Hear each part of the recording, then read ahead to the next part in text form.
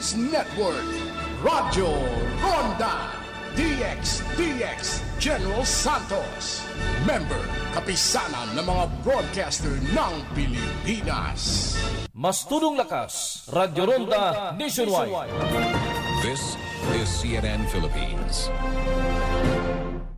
Sa crew ng Philippine vessel, hindi raw armas ang kanilang laser dahil isa itong speed detector na ginagamit sa pang teritoryo. Patuloy pa rin daw kasi ang panggigipit nito sa tropang Pinoy sa West Philippine Sea. Narito ang report ng aming senior correspondent David Santos.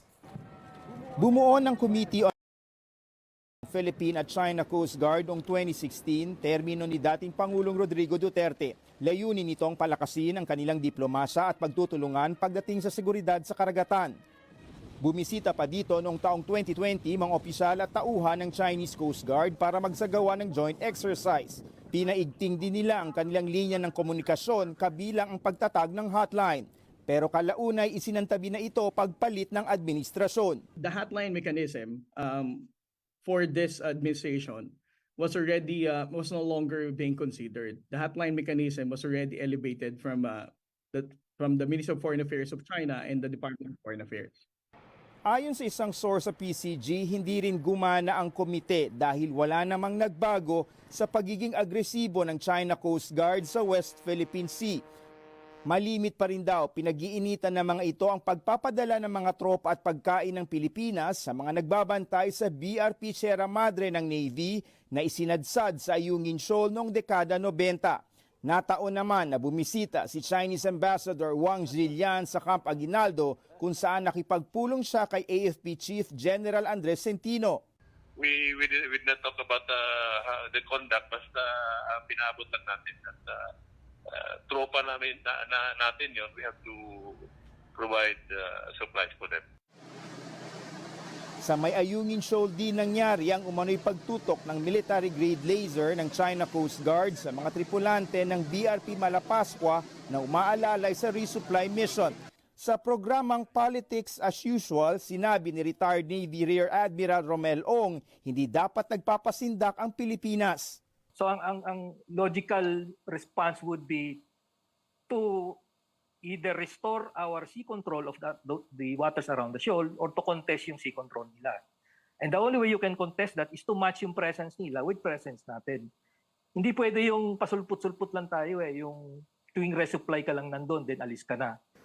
Aminado naman ang PCG na gustuhin man itong tapatan ang puwersa ng China Coast Guard, limitado lang ang kanilang mga barko sa lawak ng karagatan na dapat nilang bantayan. We should not allow ourselves to be silent and just be reliant on diplomatic protests. We need to lead the narrative that the Chinese are doing this and this is wrong. Ayon sa ilang eksperto, hindi rin makakatulong kung magiging padalos-dalos ang aksyon ng Pilipinas. Nobody wants war between China and the US or between China and the Philippines. I think that's clear. So, but however, we should, I think, take steps to prevent the same action being taken again by China. Ipinauubayan na raw ng PCG sa gobyerno ang susunod na hakbang ng Pilipinas laban sa China at kung paano mareresolba ang pinakahuling gusot nila ng China Coast Guard. David Santos, CNN Philippines. Sa gitna ng tensyon sa West Philippine Sea, naniniwala ang isang dating ambassador to the United States na napapanahon ang pinaigting na Enhanced Defense Cooperation Agreement. Sabi ni former Philippine Ambassador Jose Cuisia na pwedeng itigil ng EDCA ang pambubuli ng China. Sa ilalim kasi ng kasunduan, bukod sa 5 EDCA sites, magdadagdag pa ang Pilipinas at Estados Unidos ng 4. Sinabi ni Cuisia na dapat sumabak na rin sa joint patrols ang ating bansa kasama ang Amerika, Japan at Australia. Nagkasundo na ang Manila at Washington sa joint patrol sa West Philippine Sea nang bumisita si U.S. Defense Secretary Lloyd Austin sa bansa. Benefit the Philippines because one, they will contribute to the enhancement of the capability of our armed forces. The presence of the U.S. In the West Philippine Sea in the form of joint patrols will, of course, serve as a deterrence to the Chinese aggressors. And I think it will also bolster the morale of our armed forces. Sinabi ng Philippine Coast Guard na hindi lang isang beses silang tinutukan ng laser beam ng China. Ayon kay PCG Advisor of the Commandant for Maritime Security na si Commodore J. Tariela, ginamitan na rin sila ng blue laser beam ng Chinese troops noong June 2022. Na-expose daw ang mga sakay ng Pinoy patrol vessel at nakaranas ng pansamantalang pagkabulag at pangangati ng balat. Noong Disyembre lang nang akusahan ng United States ang China na tinangkang harangin ng Chinese jet ang US warplane habang nasa airspace ng South China Sea. Maging ang mga Australian pilot ay nakaranas din ng panunutok ng laser mula sa mga barko ng China. Nangyari raw ito noong 2019 habang nasa isang misyon ang mga piloto ng Australia.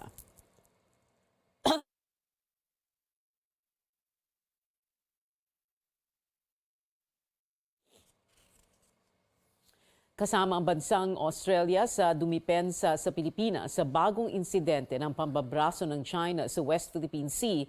Nanawagan si Australian Ambassador to the Philippines, He Keong-yu, na irespeto ang international law na saklaw ng South China Sea.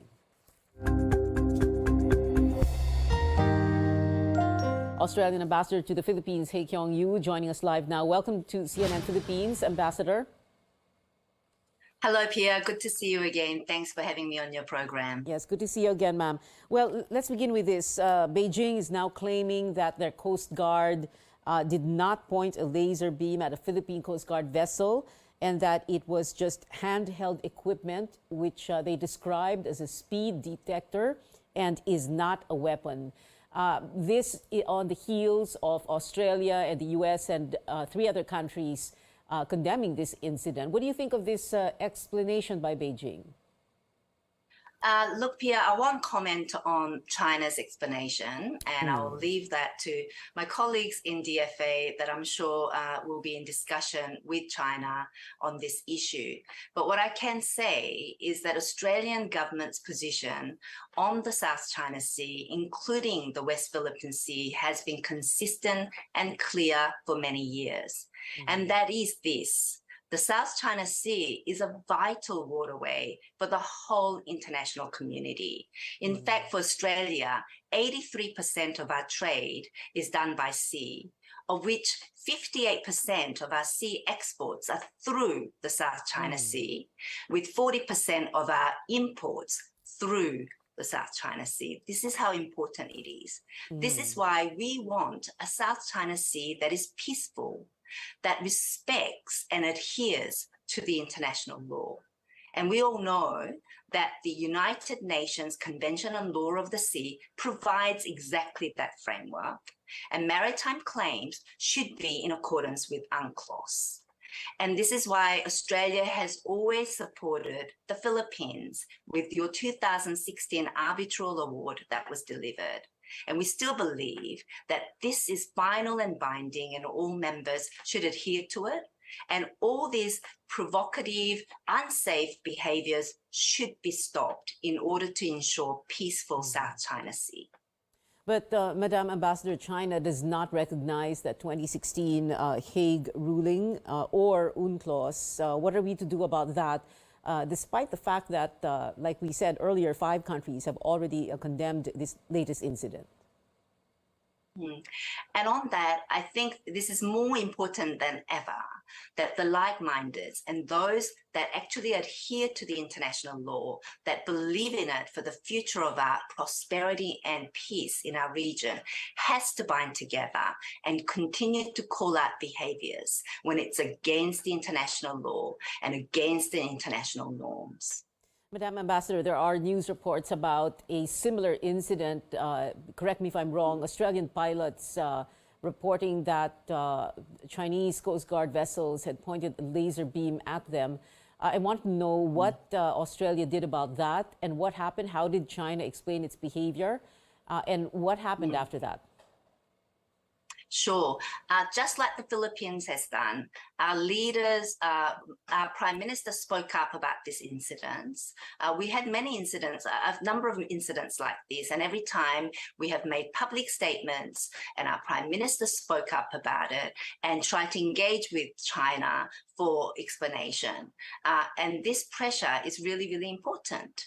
We've made public statements. We've engaged media to talk about it, and I think it's important that these behaviors are explained and publicly notified. And my final question, Madam Ambassador, we're talking about joint maritime patrols with the U.S. Will there be joint maritime patrols with the Philippine Armed Forces and Australian vessels also? Australia and the Philippines Defence Cooperation is deep and has been ongoing for many years. So we already work very closely together in Defence Cooperation. Just to give you an example of that, our flagship Indo-Pacific endeavour, where we had two HMS Stalwart and Hobart visiting the Philippines. And there were joint exercises during that tour to really help work together and to help the Philippines Navy's capability increase as well. So these things are always ongoing and under consideration. Under consideration. So joint maritime patrols will be under consideration. Absolutely. I think there will be conversations about that. I'm not in a position to say definite yes right now, but the cooperation between our two military forces are very close already under the Enhanced Defence Cooperation Program that has been going for a number of years now. Ambassador Hye Keong, HKU, Australian Ambassador to the Philippines. Madam Ambassador, thank you very much for being with us on CNN Philippines. Susunod, Trade Department, may magandang balita para sa mga mamimili at Estados Unidos may bagong anggulong tinitingnan tungkol sa hinihinalan nilang Chinese spy balloon. Manatiling nakatutok sa Newsnight.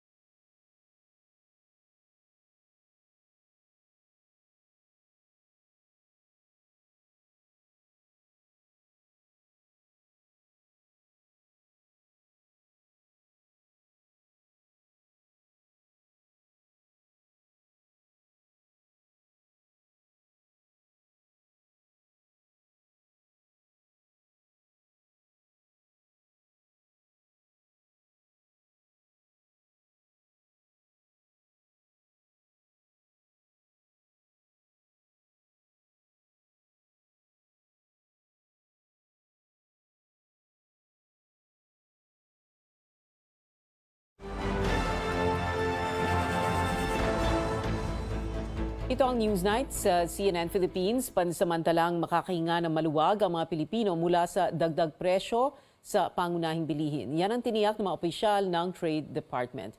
May ulat si Carrie Cator. Imbis na pang 1 month na budget, naging 15 days na lang. As in, ang mamahal na nga eh. Parang laging petsa de peligro para kay Charibel sa mahal ng mga bilihin. 2 beses sa isang buwan na siya namimili ngayon ng kanyang mga pangangailangan. Kaya sumusubok na rin daw siya ng ibang diskarte. So, sabi niyo ba na parang napipilitan tuloy kayo sa mas murang brand? Para Opo. Opo. Mas pipiliin ko talaga yung murang brand, at least pamatagalan, di ba? Yan na lang po, para sakto po sa budget. Paniniyak naman ng Trade Department, hindi na muna gagalaw ang presyo ng basic goods sa ngayon. February 8 lang nang inilabas ang bagong Suggested Retail Price o SRP Bulletin, kung saan 35% o 76 na stock keeping units o SKUs ang nagtaas presyo. Inabot ng 7 pesos ang dagdag sa halaga ng ilang produkto, bunsod ng mas mahal na raw materials at production cost. Pero meron pa rin daw mga humihirit ng dagdag, kabilang ang mga manufacturer ng tinapay, sardinas at canned meat. Some of the manufacturers are saying na kulang yung increase na binibigay sa kanila. Yung mga hirit naman yan, it's usual, but if you look at yung historically kung anong ginagawa ng DTI, we only adjust our suggested retail prices and issue a new bulletin if there is a reasonable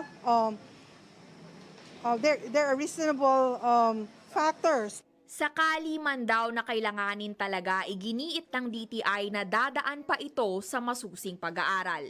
Kaya naman malabo pang mangyari ito sa mga nalalapit na buwan. Talagang it will be stable for the short term, at least dun sa mga mamimili natin. Makakaasa pa sila na pag pumasok sila dito sa mga establishments na ito, ay marami sa kanila ay even below SRP.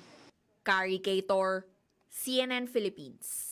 Samantala, nag-inspeksyon din ng DTI sa mga appliance stores sa Sampaloc sa Maynila kung saan may mga nakumpiskang produkto. Kabilang dito ang mga extension wire at cord na walang Philippine Standard o PS mark para tiyakin na dekalidad at ligtas ang item. Binigyan ng notice of violation ng management ng tindahan at may hanggang 48 hours sila para magpaliwanag. Kinumpiska rin ang mga flavored vape sa isang vape shop dahil labag daw ito sa batas, lalo na yung mga may flavor at disenyo pa na nakakaengganyo ng mga menor para bumili. May kalalagyan ang mapapatunayang nagsabuatan dahil sa mataas na presyo ng pangunahing bilihin. Sinabi ng Philippine Competition Commission na Nobyembre pa ito nag-imbestiga sa dahilan ng pagsipa ng presyo ng basic goods. Kasama sa inaalam ang dahilan ng mahal na sibuyas na pumalo ng 600 pesos kada kilogram nitong Disyembre.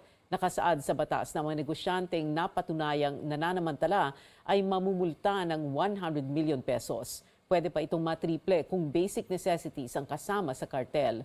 May pagkakakulong din itong 7 taon.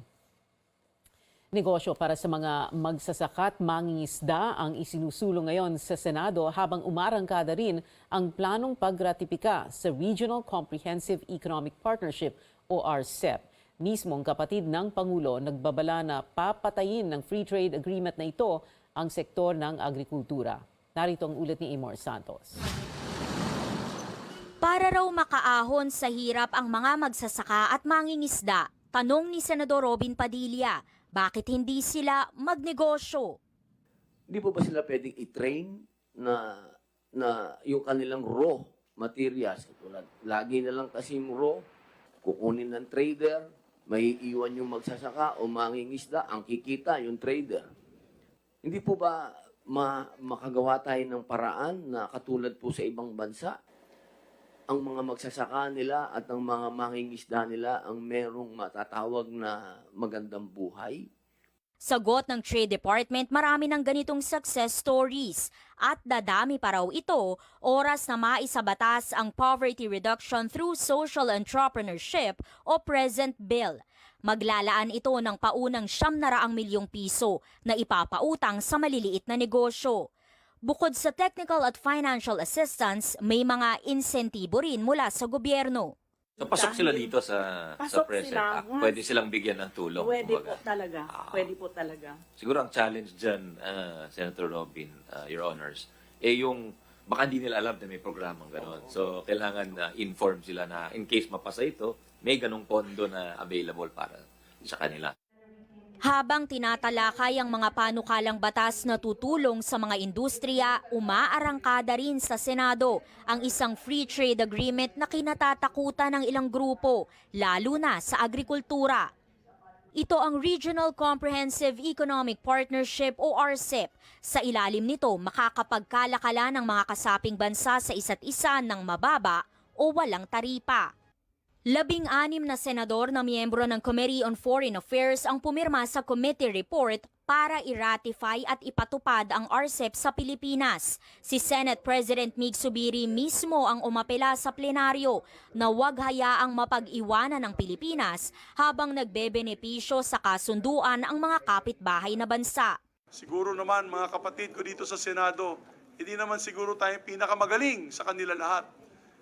Ito po yung mga bansa na katulad ng ating mga kababayan sa region na ASEAN, plus Japan, South Korea, New Zealand, Australia, and China. Giit pa ni Zubiri, hindi dapat matakot ang mga magsasaka.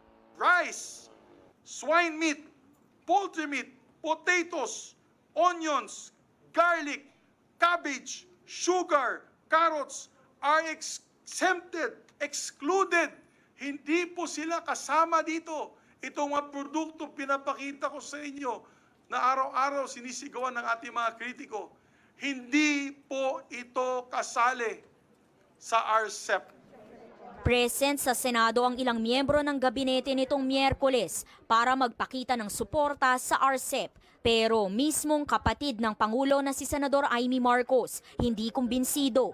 Aminado siyang malaki ang kikitain ng bansa kung sasali sa RCEP, pero papatayin naman daw nito ang kabuhayan ng mga magsasaka.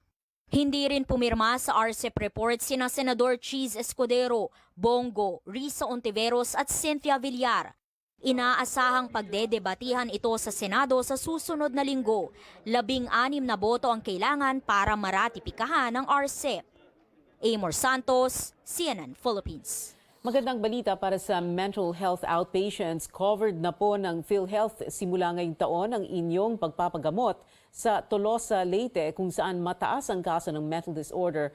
Dulot ng bagyong Yolanda at COVID-19 pandemic, may bagong pag-asa para sa kanila. May ulat ang aming senior correspondent na si Lois Calderon. Sa munisipyo ng Tolosa sa Leyte, tumataas ang mga kaso ng mental illness. 10 taon matapos ang trahedya dulot ng bagyong Yolanda, hindi pa rin nakakalimot ang mga naulila at nawalan ng mga kaanak at kaibigan. Sinabayan pa ito ng COVID-19 pandemic noong 2020. From 9 mental health, naging 139 na kami ngayon. Ang Tolosa health worker na si Joan Caceres, guardian din ng isang pasyenteng na-diagnose ng schizophrenia. Nakita niya yung best friend niya na namatay sa harapan niya. Ang diagnosis po ng psychiatrist is schizophrenia. Opo.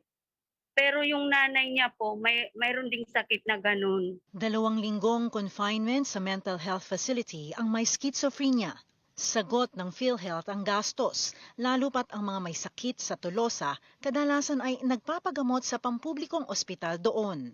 At ang gamot, ginawa ng paraan ng lokal na pamahalaan sa tulong na rin ng foreign donors. Kaya ang healthcare, mula diagnosis at gamutan ng pasyente hanggang sa pagbabalik bilang produktibong miyembro ng lipunan. With WHO, dumagdag ngayon is pilot tayo sa Philippines.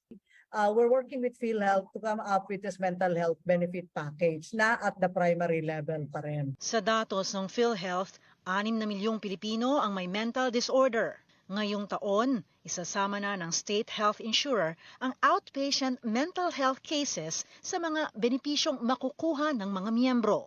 Dati kasi, inpatient o yung nakakonfine lang ang coverage nito. 3 bilyong piso ang inilaan ng PhilHealth para sa outpatient mental health benefit package. Dagdag benepisyo raw yan sa kabila ng suspensyon sa dagdag singil sa kontribusyon ng mga miyembro. We're giving up roughly 17 billion pesos po. Ma-absorb naman yan po kasi close to 400 billion naman yung cash position, diba? And then of course we have the monthly contributions coming in and then very strong net income. So very, very healthy and robust ang cash flow ng PhilHealth, no? So wag po kayo mag-alala. Ayon kay PhilHealth President Dr. Emmanuel Ledesma, nakatakdang kumita ang ahensya ng 50 billion pesos noong 2022. Sa katapusan ng September 2022, 46 billion pesos na ang net income. Sa gitna ng mga kritisismo nung kasagsagan ng pandemya, ipinakita ng PhilHealth ang financial statement nito. Higit ang assets nito kaysa sa utang na lumiit na mula 2021.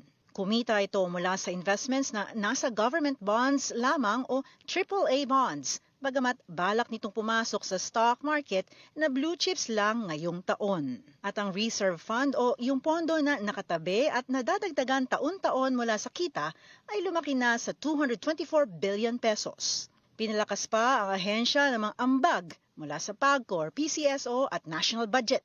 Ayon sa pamunuan nito, sapat ang pondo ng PhilHealth para tustusan ang mga benepisyo. At the end of the day, nasa 42 billion pesos ang ating net income.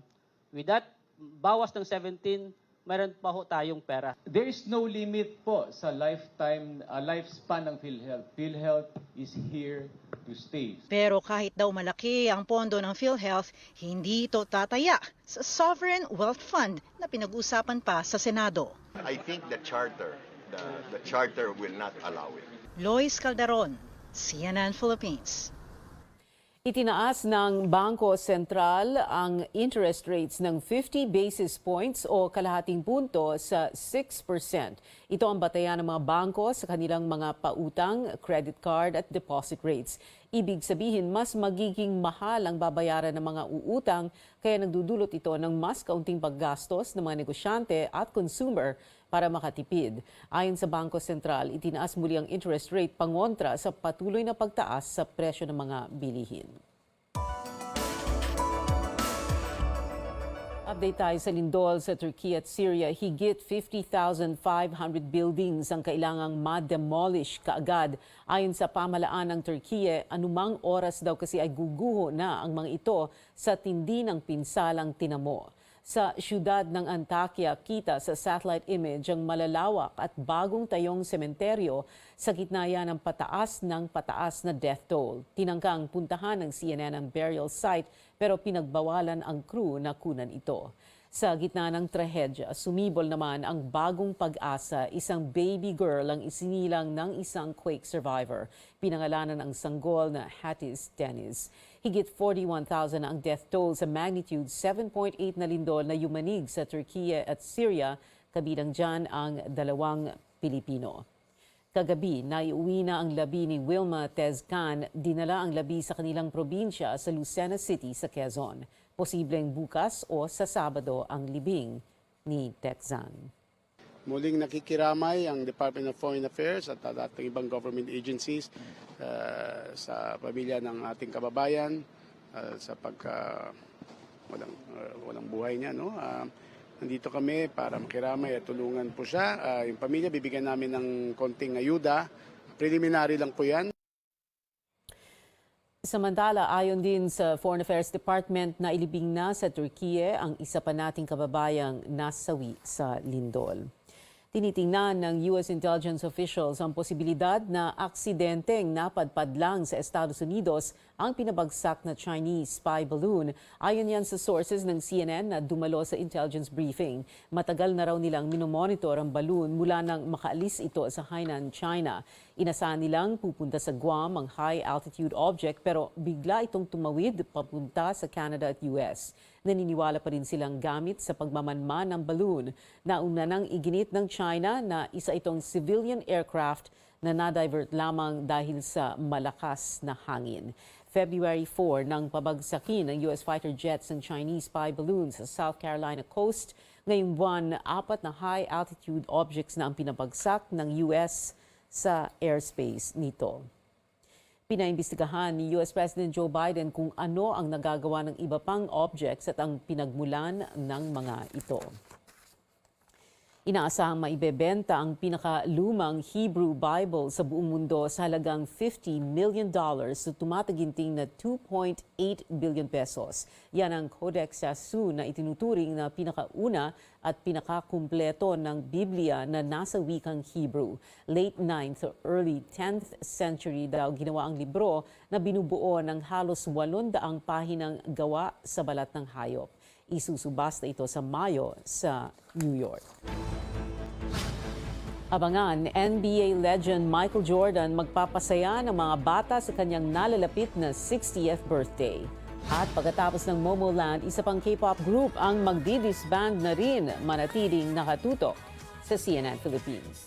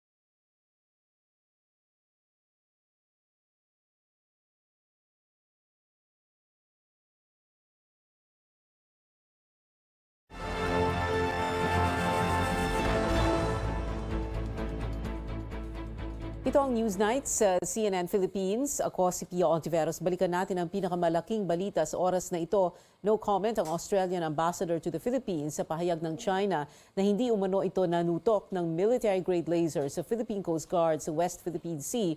Gayunman sa panayam ko kanina kay Australian Ambassador He Kyong-yu, sinabi niyang malinaw ang isinasaad sa maritime laws na mahalaga ang pagpapanatili ng kapayapaan sa South China Sea dahil sa kalakalan. Dahil rin sa mga karanasan noon ng engkwentro ng Australia sa Chinese vessels, binigyang diin ni Yu na kailangang magkaroon ng maayos na pagpapaliwanag dito para mapigilan ang maling mga pagkilos. Kinukonsidera ngayon ng Australia ang posibleng pagkakaroon ng joint maritime patrols sa Pilipinas.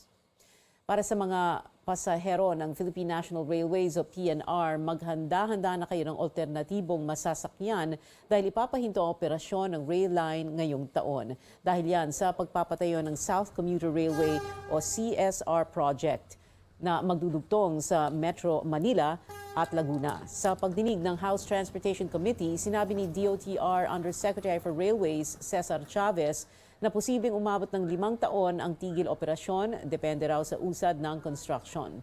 Dinahilan din ni Chavez ang safety concerns at efficiency sa suspensyon ng operasyon. We need to stop the operation of PNR because our objective is to construct the South Commuter Railway project in sustainable focus and speed based on the timeline and at a minimal cost. Yes, ihinto po ang operasyon ng PNR in due time At we will inform the public in due time sa operasyon ito sa loob ng taong ito at baka ho ngayong summer po. So ang tingin ko po mga 5 taon. Pero pagkatapos ng 5 taon, 5 taon mula ngayon, ang tingin ho natin 5 taon, may substantial completion na tayo, mas maayos naman at maginhawa ang sasakyan nila. Dagdag pa ni Chavez, makakatipid ng 15 billion pesos ang gobyerno sa tigil operasyon ng PNR. May 2 buwan ang ahensya bago ihinto ang operasyon. Nakipag-ugnay na rin ng DOTR sa transport regulators para magdagdag ng masasakyan ang mga commuter. Nasa 20,000 passengers ang sinisirbisyohan ng PNR kada araw. Sinuspinde ng Transportation Department ang pagbabayad sa contractor ng mga bagong bagon para sa LRT Line 1. Ito ay matapos madiskubre ng ahensya na may water leak o tulo pala ang karamihan sa 80 bagon na i-deliver ng Mitsubishi Corporation. Ayon sa ahensya, hindi na inspeksyon ang mga bagon noong 2021 dahil sa pandemya. Nasa 6 na bilyong piso na ibayad ng gobyerno sa Mitsubishi. May balanse pang 6 na bilyong piso para sa proyekto. Sa ngayon, inutusan na raw ng DOTR ang contractor na kumpunuhin ang mga palpak na bagon. There is something wrong. There was something wrong in the procurement part. Before even allowing them to deliver, if they cannot at that time decide whether the 80 trains, LRVs, light rail vehicles, was compliant, they should have at least suspended the delivery. Ang tingin ko dapat sinuspend muna kung hindi naman mai-inspect. The logical solution here is to require, as we are requiring the contractor to do rectification. Hindi raw babayaran ng ahensya ang contractor hanggat hindi naayos ang sira ng mga ito. Nasa 600 kilograms ng chorizo na nagkakalaga ng 100,000 pesos ang nasamsam ng mga otoridad sa Port of Surigao. Ayon sa Port Management Office doon, peke ang mga dokumento ng nasabing produkto. Ibinalik ang mga nasabat na chorizo sa Cebu City upang maiwasan ang pagkalat ng sakit sa mga hayop. Isang oil tanker naman ang hinarang ng Philippine Navy malapit sa Mindoro. Dala nito ang 847,000 liters ng undocumented diesel na nagkakalaga ng 50.8 million pesos. Papunta sa Maynila ang MT Brailman 1 nang ma-intercept ito ng BRP Lolinato toong malapit sa Cabra Island. Walang napakitang anumang dokumento ang crew ng barko. Niyanig ng magnitude 6 na lindol ang lalawigan ng Masbate pasado 2:00 kaninang madaling araw. Nasira ang ilang bahagi ng Magallanes Coliseum sa Masbate City. Nagmamonitor pa rin ang Civil Defense Office at PHIVOLCS ukol sa mga pinsala. Walang naitalang nasaktan sa insidente. Ngunit sa lakas ng pagyanig, kinailangang ilikas sa mga pasyente sa Masbate Provincial Hospital. Nag-set up ng mga tent para sa kanila. Samantala, nagkaroon din ng power interruption sa buong probinsya. Naitala ang epicenter ng lindol sa Batuan, Masbate. Naramdaman ang pinakamataas na intensity sa Masbate City na nasa intensity 7. Lagpas 100 na ang naitalang aftershocks. Balik po tayo dito sa Metro Manila. Magtatayo ang MMDA ng Disaster Preparedness Training Center. Layunin nitong magbigay ng sapat na training sa mga rumiresponde sa kalamidad. Nakita raw ng ahensya ang kakulangan sa pagsasanay ng rescuers matapos naman ng lindol ang Abra, Oktubre noong 1 taon. Paghanda rin daw ito sa sinasabing The Big One o ang magnitude 7.8 na lindol na maaaring tumama sa Metro Manila. Itatayo sa Cavite City ang training center kung saan magsasanay ang mga responder gamit ang modern rescue equipment. Inaasahang magbubukas ito bago matapos ang taon. Hinikayat ng World Bank ang Pilipinas na pagtuunan ng pansin ang climate change dahil sa banta nito sa ekonomiya sa mga darating na taon. Narito ang ulat ni Catherine Cruz. Nagbabala ang World Bank na malaki ang epekto sa ekonomiya ng bansa kung hindi bibigyang pansin ang mga peligro dulot ng climate change. Ayon sa Philippine Country Climate and Development Report, maaaring umabot daw sa 7.6% ang epekto sa ekonomiya sa 2030 kung walang aksyon patungkol sa climate change na pwedeng dumoble sa susunod na 10 taon. Everybody will be affected definitely by climate change, the poorest household will see their consumption fall by about 9%. If no measures are taken to address climate changes by 2040, poverty rate will also increase by nearly 1 percentage point. Kaya suwestyon ng World Bank na magkaroon ng mas maayos na sistema patungkol sa pagbabaha at iwasan ang pagtatayo ng infrastruktura sa mga lugar na madalas magbaha o malapit sa baybayin. Dapat din daw siguruhin na ang mga bagong infrastruktura ay energy efficient at isulong ang pampublikong transportasyon pati na pagbibisikleta. Kailangan din daw ayusin ang mga pinag-iimbakan ng tubig at pagtibayin at protektahan ang mga istruktura at kagamitan laban sa mga sakuna. This means that adaptation is a priority for the Philippines. Adaptation means reducing the risk and damage from extreme events, but it also means addressing slow onset events like higher temperatures and sea level rise. Para naman sa mga eksperto, ang mga komunidad at lokal na pamahalaan ang may kakayahan na hanapan ng solusyon ang mga peligro na dulot ng climate change. If we want to capture and encourage local communities to engage, in climate change adaptation and even in climate change mitigation, this has to be taken into focus. But I think they need some assistance in developing new skills, new competencies, new way of doing things, in relation to climate change. Each and every locality, so the local government units actually have their own priorities, and they need to be involved if they're going to be crafting the local ordinances that would implement these actions. Dagdag pa nila, dapat din daw na may mga hakbang para masiguro ang pananagutan ng gobyerno at mga nag-iimplementa ng mga programa para hindi natetenga kapag nagpalit ng administrasyon at hindi masayang ang pondong inilalaan para sa mga ito. Catherine Cruz, CNN Philippines.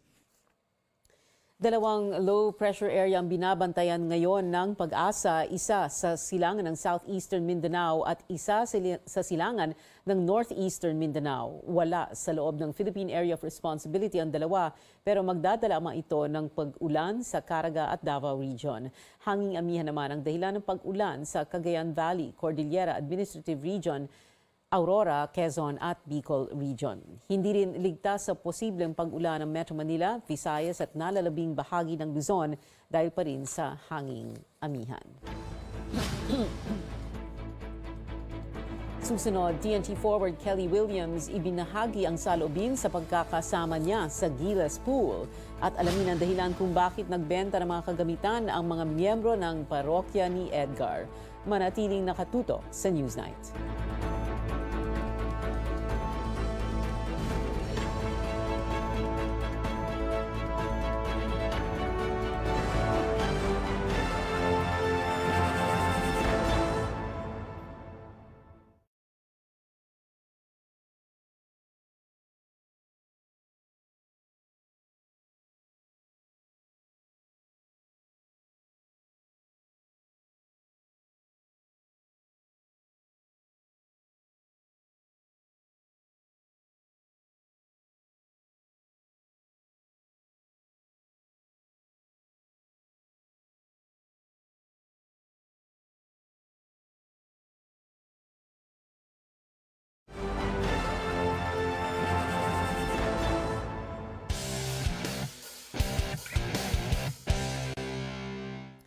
Ito ang Newsnight sa CNN Philippines. Sa PBA, bahagyang nasa pawan ni TNT tropang Giga Guard Roger Pogoy ang debut ng kanilang bagong import kahapon sa Governor's Cup sa Mall of Asia Arena sa Pasay. Nagrehistro ang dating NBA player na si Rondae Hollis Jefferson ng all-around performance na 37 points, 13 rebounds at 7 assists para sa TNT. Pero agaw eksena si Pogoy nang kumamada siya ng 40 points kabilang ang 7 3-pointers para talunin ang Blackwater Bossing 138-116. Dahil sa scoring performance ng dalawa, nakamit ng TNT ang ika-6 nitong panalo at ngayon ay nasa ibabaw ng team standings. Samantala, katabla ng tropang Giga ang San Miguel Beermen na inungusan ng Northport Batang Pier sa isang high-scoring duel 145-132. Agad na bumawi ang Beermen sa pagkatalo nito sa Converge Fiber Xers noong isang linggo nang magpakawala ito ng 9-0 run sa fourth period para maiuwi ang panalo. Nanguna sa atake ng San Miguel si import Cameron Clark na tumirada ng 44 points, 9 rebounds at 7 assists. Katuwang niya si 6-time MVP Junmar Fajardo na nag-ambag ng 29 points at 12 rebounds. And at 20 out of 20. They go inside to him again. 2 more points for the Kraken. Hindi inaasahan ni TNT Tropang Giga forward Kelly Williams na muli siyang mapapasama sa training pool ng Gilas Pilipinas. Ani Williams, nilapitan siya ni Gilas head coach Chot Reyes sa isang ensayo at sinabihang maghanda dahil sa pagnipis ng big man rotation ng koponan para sa 6th window ng FIBA World Cup Asian Qualifiers ngayong Pebrero. Agad niya itong tinanggap pero sa edad na 41, nais lamang ng 2008 PBA MVP na makatulong sa anumang paraan na makakaya niya. I went through the health issue back in 2009, which I felt like started the ripple effect of a lot of my career being taken from me and opportunities being taken from me. So every time I think about the national team or having an opportunity like this, there's always that fire. There's always that wanting to get back what I felt was taken from me. I think my versatility would be would help. But again, I think it's more of a heavy part of it is also just my time around the game and my experience. Sasalang si Williams sa ensayo ng national squad sa Lunes. Update naman sa football, bigo ang Philippine Women's National Football Team sa unang laban nito sa Pinatar Cup kaninang madaling araw sa Murcia, Spain. Nagtamo ang Pilipinas ng 1-0 loss laban sa world number 32 na Wales. Nagpakita ng matinding depensa ang Philippine Booters sa kabuuan ng laro. Pero naging turning point ang penalty na ipinataw kay Filipinas defender Dom Randall. Nagresulta ito sa penalty kick na nai-convert naman ni Kayleigh Green ng Wales bago matapos ang first half. Susunod na makakalaban ng national squad sa Sabado ang Scotland na number 25 sa world rankings. Naputol na ang magkakasunod na podium finishes ni Filipino pole vaulter EJ Obiena sa 2023 indoor athletics season. 10th place lamang ang naabot ng 27-year-old athlete sa ika-7 niyang tournament, ang Meeting International de Louvain sa France. 5.64 meters lamang ang na-clear ni Obiena matapos mabigo sa 5.82 meter mark. Kampiyon sa palaro si Armand Duplantis ng Sweden na may 6.01 meters. Pinatunayan ni NBA legend Michael Jordan na hindi lang siya MVP sa loob ng basketball court, magsi-60 years old na ang 5-time NBA MVP at Charlotte Hornets owner sa Sabado at ang naisip niyang paraan para i-celebrate ito ay ang pag-donate ng $10 million of 552 million pesos sa isang non-profit organization na tumutupad sa kahilingan ng mga batang may malubhang karamdaman. Ito na ang pinakamalaking individual donation na natanggap ng Make-A-Wish Foundation sa loob ng 43 taon. Mahigit 3 dekada nang tinutulungan ni Jordan ang naturang foundation, kaya naman idineklara siyang Chief Wish Ambassador noong 2008.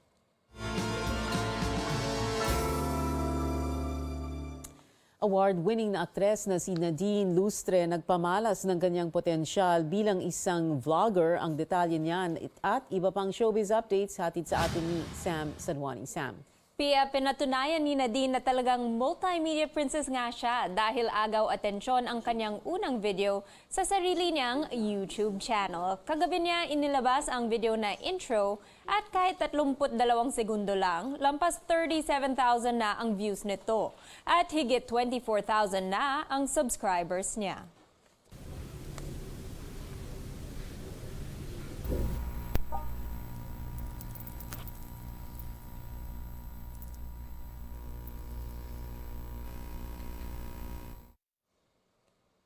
Sa Twitter, humingi rin ng content suggestions si Nadine para sa kanyang channel.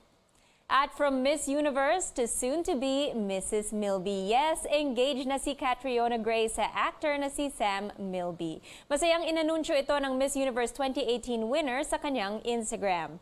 Anya, siya ay living in an answered prayer kasama ang kanyang best friend. Kita rin ang engagement ring ni Catriona sa napaka-sweet na photo ng couple. Unang inanunsyo ng dalawa ang kanilang relasyon taong 2020.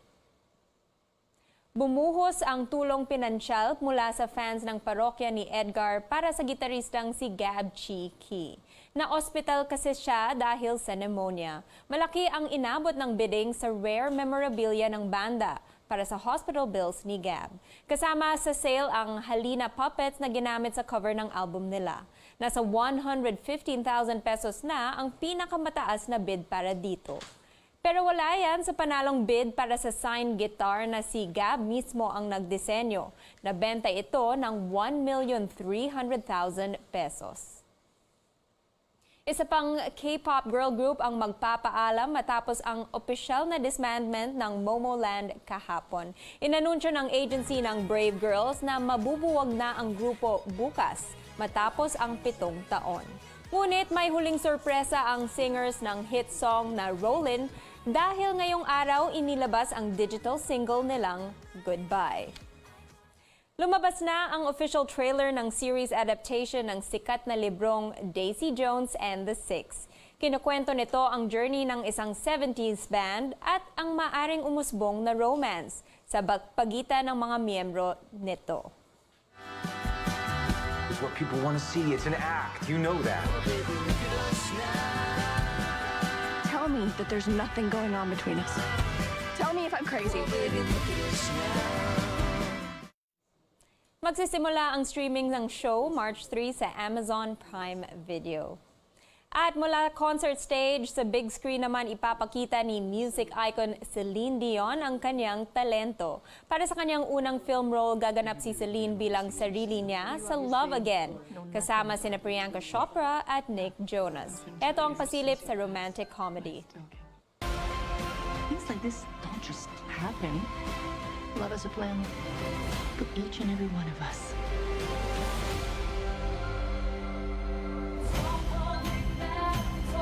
Hi, this is Celine Dion. Sure. And I'm Mariah Carey. Love comes to those who believe it, and this is really me. Oh my gosh, hi!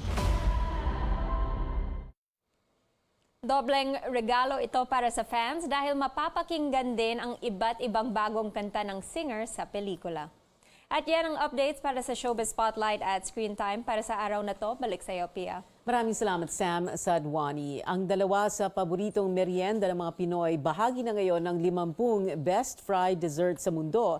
Ika-21 ang pagkaing gawa sa saba at langka ng turon sa ranking ng travel and lifestyle website Taste Atlas. Ang pinritong saging na maruya naman nasa ika-36 na spot.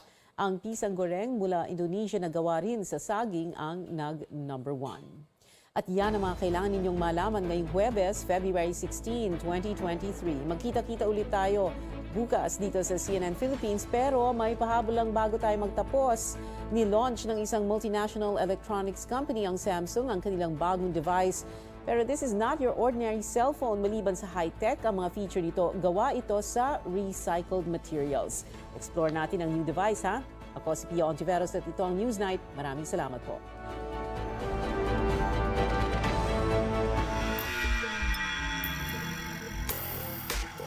Samsung shares the epic with the launch of the new Galaxy S23 series. We got a first look at the imaginative Samsung Galaxy S23, S23 Plus, and S23 Ultra devices with an equally inspired event at the 5th at Rockwell.